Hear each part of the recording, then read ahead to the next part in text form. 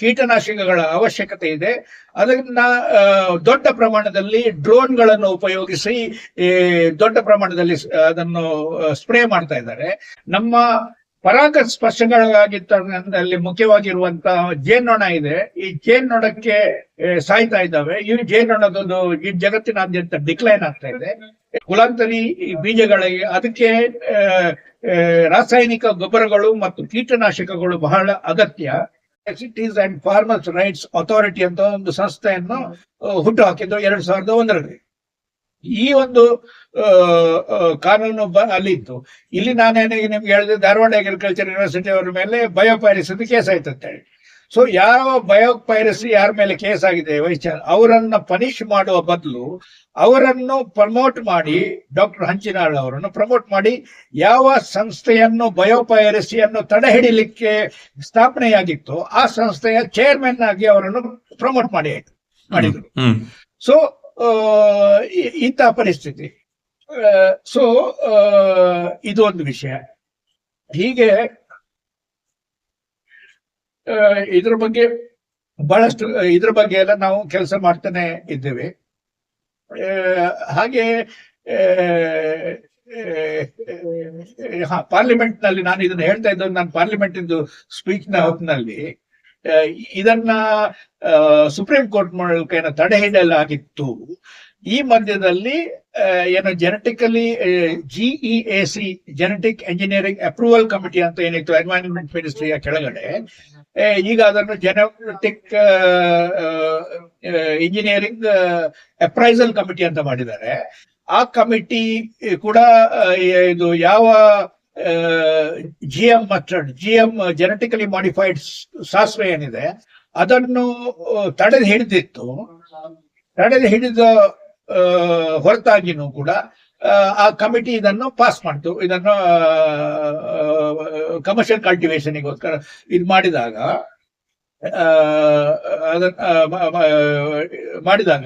ಏನಾಯ್ತು, ನನಗೆ ತಿಳಿಯಿತು ಇದು ಅಕ್ಟೋಬರ್ ತಿಂಗಳು 25ನೇ ತಾರೀಕು 2022ನೇ ತಾರೀಕಿಗೆ ಆಗಿದ್ದು, 22ರಲ್ಲಿ ಆಗಿರೋದು.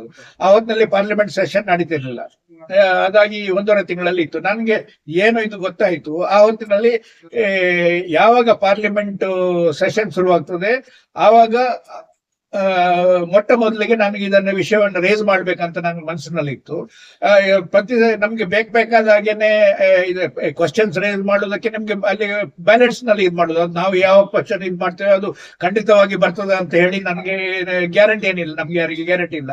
ಆದ್ರೆ ಕೋಇನ್ಸಿಡೆಂಟಲ್ಲಿ ಸುದೈವವಶಾತ್ ಏನಾಯ್ತು, ಡಿಸೆಂಬರ್ 6ನೇ ತಾರೀಕು 2022ಕ್ಕೆ ಕೋಇನ್ಸಿಡೆಂಟಲ್ಲಿ ಒಂದು ವೈಲ್ಡ್ ಲೈಫ್ ಅಮೆಂಡ್ಮೆಂಟ್ ಆಕ್ಟ್ ಅಂತ ಹೇಳಿ ಏನು ಬಂತು. ಅದರ ಬಗ್ಗೆ ಡಿಬೇಟ್ ಇತ್ತು. ಡಿಬೇಟ್ ಬಗ್ಗೆ ನಮ್ಮ ಫ್ಲೋರ್ ಲೀಡರ್, ನನ್ನ ಸೀನಿಯರ್ ಆಗಿದ್ದ ರಾಮನಾಥ್ ಠಾಕೂರ್, ಇವತ್ತಿನ agriculture minister of state for agriculture ಇದ್ದಾರೆ. ಅವ್ರು ನನ್ಗೆ ಹೇಳಿದ್ರು ಇದ್ರ ಬಗ್ಗೆ ನಮ್ಮ ಪಾರ್ಟಿ ಕಡೆಯಿಂದ ನೀನು ಮಾತಾಡ್ಬೇಕಂತೇಳಿ. ನಾನು ಈ ಒಂದು ವೈಲ್ಡ್ ಲೈಫ್ ಆಕ್ಟ್ ಬಗ್ಗೆ ಅಮೆಂಡ್ಮೆಂಟ್ ಅಂತ ಇದನ್ನು ಓದ್ಕೊಂಡಿದ್ದೆ. ಇದರಲ್ಲಿ ನನಗೆ ವೈಲ್ಡ್ ಲೈಫ್ ಆಕ್ಟ್ ಬಗ್ಗೆ ಮಾತಾಡೋದಕ್ಕಿಂತನೂ ನನ್ನ ಮನಸ್ಸಿನಲ್ಲಿ ಏನು ಇದಿತ್ತು, ಯಾವುದಾದ್ರೂ ಇದರಲ್ಲಿ ನನಗೆ GM ಜೆನೆಟಿಕಲಿ ಮಾಡಿಫೈಡ್ ಕುಲಾಂತರಿ ಸಾಸಿವೆ ಏನು ಪರ್ಮಿಷನ್ಸ್ ಕೊಟ್ಟಿದ್ದಾರೆ ಅದರ ಬಗ್ಗೆ ನನಗೆ ಮೆನ್ಷನ್ ಮಾಡ್ಬೇಕು, ಪಾರ್ಲಿಮೆಂಟ್ ಅಲ್ಲಿ ರೆಕಾರ್ಡ್ ತರಬೇಕು. ಸೊ ನಾನು ಏನ್ ಮಾಡಿದೆ, ನಾನು ಈ ಒಂದು ಇದನ್ನ ನನ್ನ ಭಾಷಣ ಮಾಡ್ತಾ ನಾನು ಹೇಳಿದೆ, ನೀವೇನು ಇದನ್ನು ತರ್ತಾ ಇದ್ದೀರಿ, ಅಮೆಂಡ್ಮೆಂಟ್ ತರ್ತಾ ಇದ್ದೇನೆ, ನಾನು ಇದನ್ನು ಸ್ವಾಗತ ಮಾಡ್ತಾ ಇದ್ದೇನೆ. ಇನ್ನೊಂದು ಕಾರಣಕ್ಕೂ ಕೂಡ ನಾನು ಸ್ವಾಗತ ಮಾಡ್ತಾ ಇದ್ದೇನೆ. ಏನಂದ್ರೆ ನೀವು ಇದರಲ್ಲಿ ಒಂದು ಪ್ರೊವಿಷನ್ ಇಟ್ಕೊಂಡಿದ್ದೀರಾ, ಇನ್ವೇಸಿವ್ ಏಲಿಯನ್ ಸ್ಪೀಶೀಸ್ ಅನ್ನ ಪ್ರಿವೆಂಟ್ ಮಾಡ್ಲಿಕ್ಕೆ ಇದರಲ್ಲಿ ಅವಕಾಶ ಇದೆ ಅಂತ ಹೇಳಿ. ಈ ಕಾರಣಕ್ಕೋಸ್ಕರ ನಾನು ಕೂಡ ಇನ್ನೊಂದು ಕಾರಣ ಕೂಡ ನಾನು ಸ್ವಾಗತ ಮಾಡ್ತೇನೆ. ಈ ಇನ್ವೇಸಿವ್ ಏಲಿಯನ್ ಸ್ಪೀಶೀಸ್ ಅಲ್ಲಿ ಜೆನೆಟಿಕಲಿ ಮಾಡಿಫೈಡ್ ಆರ್ಗ್ಯಾನಿಸಮ್ಸ್ ಏನಿದೆ, ಕುಲಾಂತರಿ ಬೀಜಗಳು, ಇವುಗಳು ಕೂಡ ಇನ್ವೇಸಿವ್ ಏಲಿಯನ್ ಸ್ಪೀಶೀಸ್. ಇವುಗಳು ನಮ್ಮ ದೇಶದಲ್ಲಿ ಮಾತ್ರವಲ್ಲ, ಜಗತ್ತಿನ ಬೇರೆ ಬೇರೆ ಕಡೆಗಳಲ್ಲಿ ಬಹಳಷ್ಟು ನಮ್ಗೆ ತೊಂದರೆ ಕೊಟ್ಟಿವೆ. ನಮಗೆ ಇದರಿಂದ ಲಾಸ್ ಆಗಿದೆ, ನಮ್ಮ ಪರಿಸರಕ್ಕೆ ಲಾಸ್ ಆಗಿದೆ. ಇದರಲ್ಲಿ ಈ ಜೆನೆಟಿಕಲಿ ಮಾಡಿಫೈಡ್ ಆರ್ಗ್ಯಾನಿಸಮ್ಸ್ ಏನಿದೆ, ಈ ರಾಸಾಯನಿಕ ಗೊಬ್ಬರಗಳು ಮತ್ತು ಕೀಟನಾಶಕಗಳಿಂದ ನಮ್ಮ ಪರಾಗಸ್ಪರ್ಶಗಳಾಗಿದ್ದಲ್ಲಿ ಮುಖ್ಯವಾಗಿರುವಂತಹ ಜೇನ್ನೊಣ ಇದೆ. ಈ ಜೇನ್ನೊಣಕ್ಕೆ ಸಾಯ್ತಾ ಇದ್ದಾವೆ. ಈ ಜೇನ್ನೊಣದೊಂದು ಈ ಜಗತ್ತಿನಾದ್ಯಂತ ಡಿಕ್ಲೈನ್ ಆಗ್ತಾ ಇದೆ. ಈ ಕಾರಣಕ್ಕೂ ಕೂಡ ನೀವು ಇದು ನೀವೇನು ಪ್ರೊವಿಷನ್ ಏನು ತಂದಿದ್ದೀರಿ ಅದನ್ನು ನಾನು ಸ್ವಾಗತ ಮಾಡ್ತೇನೆ. ಇದು ಮಾತ್ರವಲ್ಲ, ನೀವು ಇದರಲ್ಲಿ ಕಾಡು ಆನೆ ಬಗ್ಗೆ, ವೈಲ್ಡ್ ಲೈಫ್ ಎಲಿಫೆಂಟ್ ಬಗ್ಗೆ ನೀವೇನು ಮಾತಾಡಿದ್ದೀರಿ. ನಾನು ಇತ್ತೀಚಿನ ದಿವಸಗಳಲ್ಲಿ ಒಂದು 15-20 ದಿವಸದ ಹಿಂದೆ ಬಂಡೀಪುರ, ಮೈಸೂರಿನ ಹತ್ತಿರದ ಬಂಡೀಪುರ ಫಾರೆಸ್ಟ್ ಹತ್ರ ಹೋಗಿದ್ದೆ. ಅಲ್ಲಿಯ ಹೊರಗೆ ಏನೋ ಜಾಗದಲ್ಲಿ ದೊಡ್ಡ ಪ್ರಮಾಣದಲ್ಲಿ HTBT, herbicide tolerant BT cotton ಅಂತ ರೈತರು ಅಲ್ಲಿ ಏನು ಬೆಳೀತಾ ಇದ್ದಾರೆ. ಅಲ್ಲಿ ನಾನು ನೋಡಿದೆ, ಈ ಒಂದು HTBT ಕಾಟನ್ಗೆ ಏನು ಕೀಟನಾಶಕಗಳ ಅವಶ್ಯಕತೆ ಇದೆ ಅದನ್ನ ದೊಡ್ಡ ಪ್ರಮಾಣದಲ್ಲಿ ಡ್ರೋನ್ಗಳನ್ನು ಉಪಯೋಗಿಸಿ ದೊಡ್ಡ ಪ್ರಮಾಣದಲ್ಲಿ ಅದನ್ನು ಸ್ಪ್ರೇ ಮಾಡ್ತಾ ಇದ್ದಾರೆ. ಇವತ್ತಿನವರೆಗೆ ಇದರ ಬಗ್ಗೆ ಸ್ಟಡಿ ಆಗಿಲ್ಲ.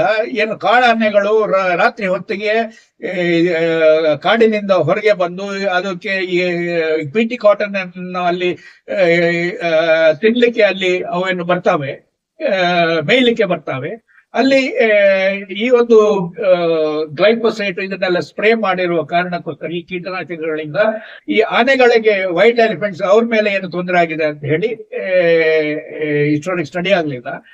ಹಾಗಾಗಿ ನಾನು ನಮ್ಮ ಪಾರ್ಟಿಯ ಲೀಡರ್, ಬಿಹಾರ್ನ ಮುಖ್ಯಮಂತ್ರಿ ಕಾಲದಲ್ಲಿ ನಿತೀಶ್ ಕುಮಾರ್ ಏನಿದ್ರು, ಅವರು ಕೂಡ ಇದರ ವಿರುದ್ಧವಾಗಿ ಹಿಂದಿನ ಟೈಮ್ ಅಲ್ಲಿ ಯಾವಾಗ ಜಯರಾಮ್ ರಮೇಶ್ ಅವರು ಇದಾಗಿದ್ರು, ಎನ್ವೈರನ್ಮೆಂಟ್ ಮಿನಿಸ್ಟರ್ ಆಗಿದ್ರು, ಅವರಿಗೆ ಇದ್ರ ಬಗ್ಗೆ ಪತ್ರ ಬರೆದಿದ್ರು. ಸೊ ಅವರಿಗೆ ಅವರು ಎಲ್ಲ ಕಡೆ ಇದು ಮಾಡಿದ್ರು, ಬೇರೆ ಬೇರೆ ಕಡೆ ಪಬ್ಲಿಕ್ ಹಿಯರಿಂಗ್ ಇಟ್ಟು, ಯಾವಾಗ ಅವರಿಗೆ ಅನಿಸಿತು ಇದರಿಂದ ಪರಿಸರಕ್ಕೆ, ಜನರಿಗೆ, ನಮ್ಮ ಬೀಜದ ಇದಕ್ಕೆ ಡೈವರ್ಸಿಟಿಗೆ ಏನು ತೊಂದರೆ ಆಗ್ತದೆ ಅಂತ, ಆಗ ಅದಕ್ಕೆ ಮೊರಟೋರಿಯಂ ಹಾಕಿದ್ರು. ಸೊ ಅದನ್ನು ಇವತ್ತಿನವರೆಗೆ ಆ ಕಾರಣಕ್ಕೋಸ್ಕರ ಇದೆಲ್ಲ ನಿಂತಿದೆ. ಈಗ ಏನು ಅಕ್ಟೋಬರ್ 25ರಂದು 2022ನೇ ತಾರೀಕಿಗೆ 2ರಲ್ಲಿ ಏನು GESC ಎನ್ವೈರನ್ಮೆಂಟ್ ಮಿನಿಸ್ಟ್ರಿ ಕೆಳಗಡೆ ಇದನ್ನು ಪರ್ಮಿಷನ್ ಕೊಟ್ಟಿದೆ. ಇದರ ಬಗ್ಗೆ ನನಗೆ ತಪ್ಪು ಅಂತ ತಿಳಿತಾರಂತೆ ನಾನು ಹೇಳಿದೆ. ಆವಾಗ ಆ ದಿವಸ ಎನ್ವೈರನ್ಮೆಂಟ್ ಮಿನಿಸ್ಟರ್ ಆಗಿದ್ದವರು ಎಂದು ಪಾಯಿಂಟ್ ಆಫ್ ಆರ್ಡರ್ ಎತ್ತಿದ್ರು. ಪಾಯಿಂಟ್ ಆಫ್ ಆರ್ಡರ್ ಎತ್ತಿ ಹೇಳಿದ್ರು, ನನ್ನ ಪಾರ್ಟಿ ಇವಾಗ NDA ಜೊತೆಗೇನೆ ಇದೆ. ನಾನು ಇದು ಪಾಯಿಂಟ್ ಆಫ್ ಆರ್ಡರ್ ಎತ್ತಿ ಹೇಳಿದ್ರು, ಇದು ನಾನು ವಿಷಯಕ್ಕೆ ಸಂಬಂಧಪಟ್ಟ ಹಾಗೆ ಮಾತನಾಡ್ತಾ ಇಲ್ಲ. ವೈಲ್ಡ್ ಲೈಫ್ ಅನಿಮಲ್ಸ್ ಬಗ್ಗೆ ಅಮೆಂಡ್ಮೆಂಟ್ ಬಿಲ್ ಇದು. ನಾನು GM ಕುಲಾಂತರಿ ಬೀಜದ ಬಗ್ಗೆ ನಾನು ಮಾತಾಡ್ತೇನೆ ಅಂತ ಹೇಳಿದ್ರೆ, ನಾನು ಆವಾಗ ಸ್ವಲ್ಪ ಒತ್ತಿ ಏರಿದ ವಾಯ್ಸ್ ನಲ್ಲಿ ಹೇಳಿದೆ, ಜೇನ್ನೊಣಗಳು ನೀವು ಏನು ಇದನ್ನ ತರ್ತಾ ಇದ್ದೀರಿ, ಇದರಿಂದ ಏನು ಸ್ಪ್ರೇ ಮಾಡ್ಬೇಕಾಗ್ತದೆ, ಇದರಿಂದ ಜೇನ್ನೊಣಗಳು ಏನು ತೊಂದರೆ ಆಗ್ತವೆ, ಮತ್ತೆ ಎಲಿಫೆಂಟ್ಗಳು, ಕಾಡಾನೆಗಳಿಗೆ ತೊಂದರೆ ಆಗ್ತವೆ. ಇದನ್ನ ಬಗ್ಗೆ ನಾನು ಇದು ಮಾಡ್ತೇನೆ ಅಂತ ಹೇಳಿದೆ. ನನ್ನ ಪಾರ್ಟಿಯವರೇ ಆದವರು ಡೆಪ್ಟಿ ಚೇರ್ಮನ್ ಸೀಟ್ ನಲ್ಲಿದ್ರು, ಚೇರ್ಮನ್ ಜಾಗದಲ್ಲಿ. ಅವ್ರು ನನ್ಗೆ ಹೇಳಿದ್ರು, ನೀವು ವಿಷಯದ ಮೇಲೆ ಮಾತಾಡಿ ಅಂತ ಹೇಳಿದ್ರು. ನಾನು ಹೇಳಿದೆ, ನಾನು ಆ ಹೊತ್ತಿನಲ್ಲಿ ಆಲ್ರೆಡಿ ನಮ್ಗೆ ಏನ್ ಹೇಳ್ಬೇಕಾಗಿತ್ತು ಅದನ್ನ ನನ್ನ ಪಾಯಿಂಟ್ ಅನ್ನ ನಾನು ಮಾಡಿ ಆಗಿತ್ತು.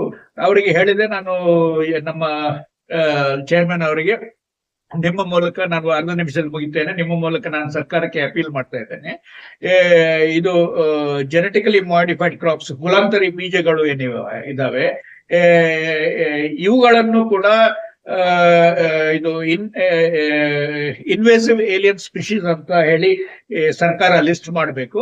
ಮತ್ತೆ based on the precautionary principles, ಪರಿಸರಕ್ಕೆ ಸಂಬಂಧಪಟ್ಟಾಗಿ ಒಂದು ಪ್ರಿಕಾಷನರಿ ಪ್ರಿನ್ಸಿಪಲ್ ಅಂತ ಏನಿದೆ, ಮುನ್ನೆಚ್ಚರಿಕೆಯ ತತ್ವ ಅನ್ನುವಂಥದ್ದು, ಅದರ ಪ್ರಕಾರ ಯಾವುದೇ ಒಂದು ಹೊಸ ಆವಿಷ್ಕಾರ ಆಗಲಿ ಅಥವಾ ಹೊಸ ತಂತ್ರಜ್ಞಾನ ಆಗಲಿ ತಂದ್ರೆ ಅದು ಏನೋ ಮನುಷ್ಯನಿಗಾಗ್ಲಿ, ಪ್ರಾಣಿಗಳಿಗಾಗ್ಲಿ ಅಥವಾ ಪರಿಸರಕ್ಕಾಗ್ಲಿ ಇದರಿಂದ ಏನಾದರೂ ತೊಂದರೆ ಆಗ್ತಾ ಇರುವ ಅಂತ ಸಂಶಯ ಕೂಡ ಬಂದರೂ ಕೂಡ, ಎಲ್ಲಿಯವರೆಗೆ ಹೊಸ ವೈಜ್ಞಾನಿಕ ಸಂಶೋಧನೆ ಆಗುವುದಿಲ್ಲ, ಇದರಿಂದ ಪರಿಸರಕ್ಕೆ, ಮನುಷ್ಯರಿಗೆ ತೊಂದರೆ ಇಲ್ಲ ಅಂತ ಹೇಳಿ ಆ ದಿನದವರೆಗೆ ಇದನ್ನು ಉಪಯೋಗ ಮಾಡಬಾರದು, ಇದನ್ನು ನಿಷೇಧಿಸಬೇಕನ್ನುವ ಒಂದು ತತ್ವ, ಪ್ರಿನ್ಸಿಪಲ್ ಇದಿದೆ, ಪ್ರಿಕಾಷನರಿ ಪ್ರಿನ್ಸಿಪಲ್. ಅದರ ಆಧಾರದ ಪ್ರಕಾರ ನಾವು ಹೊಸ ಏನು ಸ್ಟಡಿ ಮಾಡಬೇಕು, ಹೊಸ ಸ್ಟಡಿ ಮಾಡಿ ಅಲ್ಲಿವರೆಗೆ ಇದನ್ನು ನಾವು ನಿಲ್ಲಿಸಬೇಕು ಅಂತ ಹೇಳಿ, we should not rush through the bill ಅಂತ ಹೇಳಿ ನನ್ನ ಭಾಷಣವನ್ನು ಮುಗಿಸಿದೆ. ಎಕ್ಸಲೆಂಟ್. ಜೇನಿನ ಬಗ್ಗೆ ನೀವು ಇಷ್ಟು ಮಾತಾಡಿದಿರಲ್ಲ, ಬಹಳ ಸಂತೋಷ ಸರ್.